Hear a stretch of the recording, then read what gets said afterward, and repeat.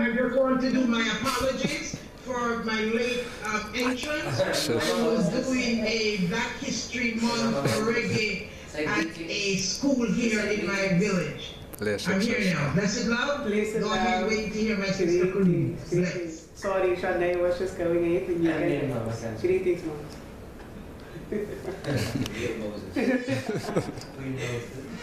Okay, Toya, I am Charné Vilander, indigenously known as Decolonization. We are from the Toa Tamma tribe, and historically known as the Bastard people. There's many people that do not understand the history of the identities that are born out of colonization. The people that not only have the remnants but are the living ancestors of those that were colonized, as the white man's books write it. So the Bastards are the Griqua Bastards and the Vilander Bastards, and both our families were directly affected by the Berlin Conference, colonization. And when we look into the history of the family that I married into first, that is the Captain Dirk Vilander, they are Bastards too. And after the Berlin Conference, they are annexed by the British and they lose Decolonization, which is today known as Botswana. And we see the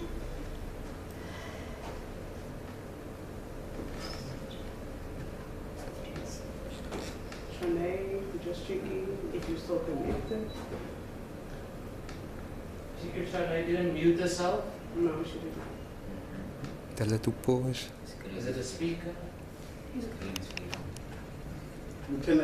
That side is still moving. Can everyone, PC, can you hear her? Or your laptop is off, I can hear on her.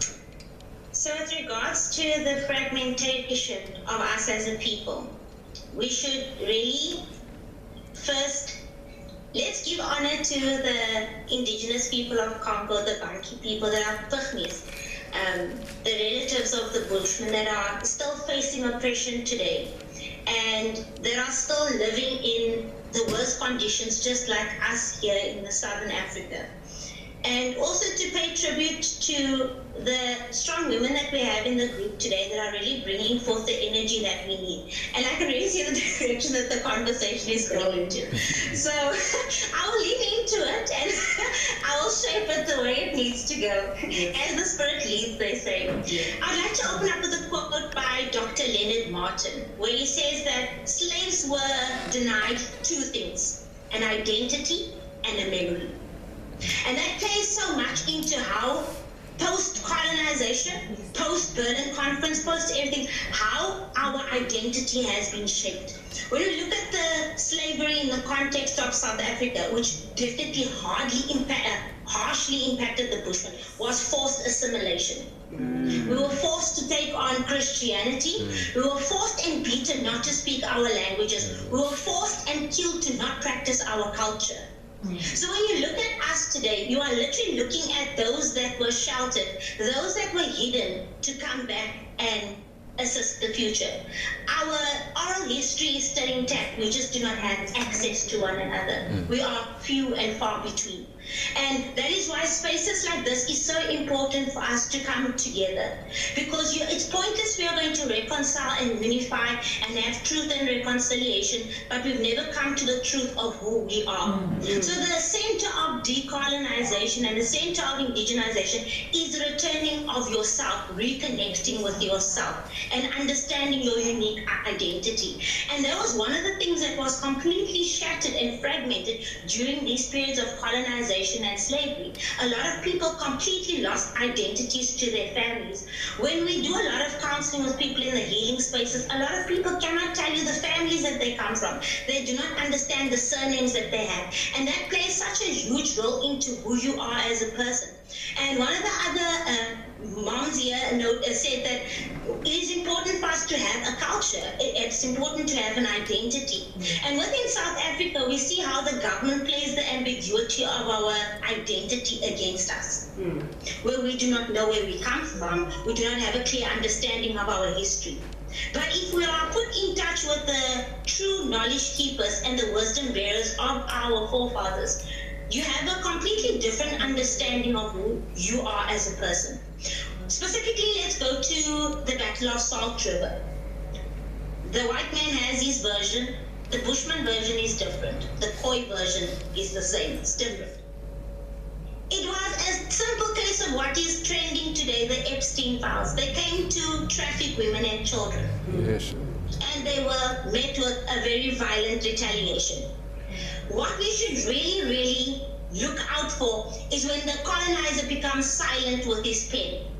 The colonizer paints the picture from a patriarchal perspective, when we as the Khoi and the Bushmen are matriarchal.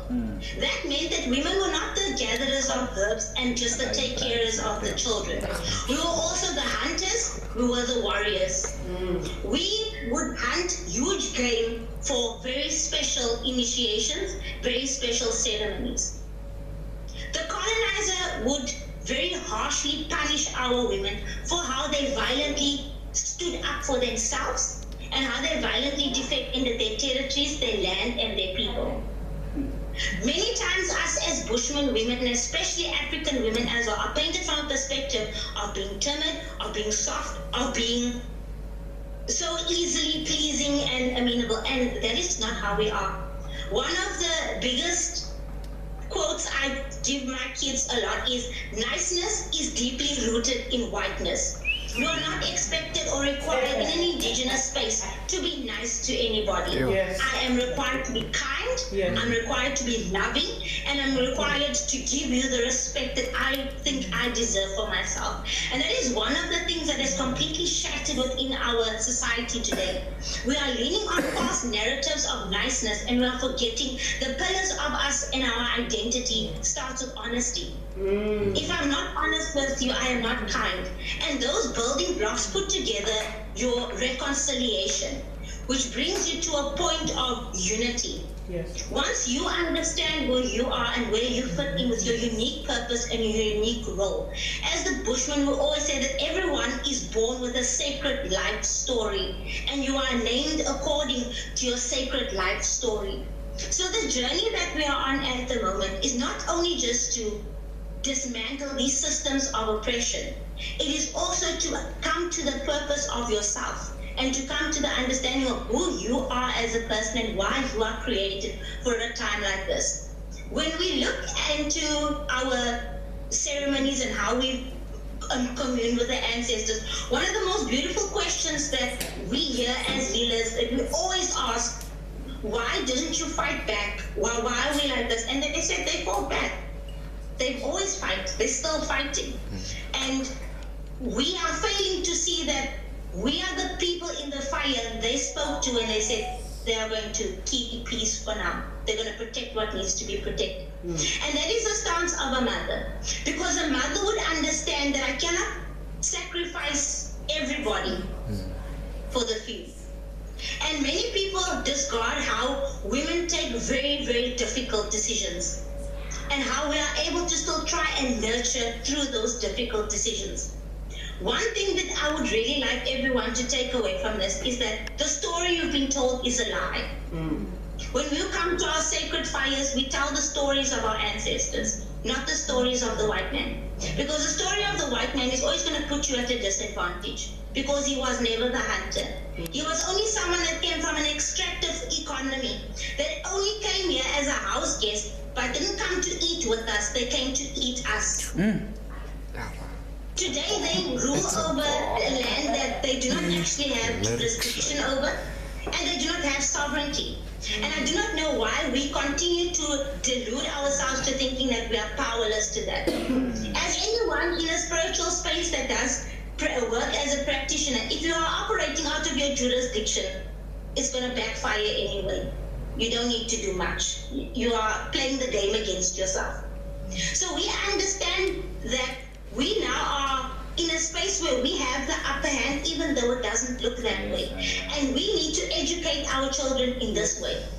You need to educate your children that Africa is one Africa. They thought they scrambled Africa, but we've still been us from the beginning. And we need to understand that if we go back to the stories of our ancestors, not the story of the white man, what they told us, we come from warrior women.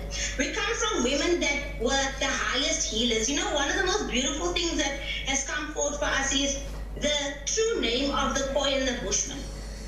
It's in the young Riebeck's diaries. He says he speaks to the Songkwa, and Zenaida spoke about earlier, the Kwa people, water people. And when we go to other Bushmen and ask them, what does it translate in your language? Son Tais is supreme people to some people. To the narrow people, it is supreme healers.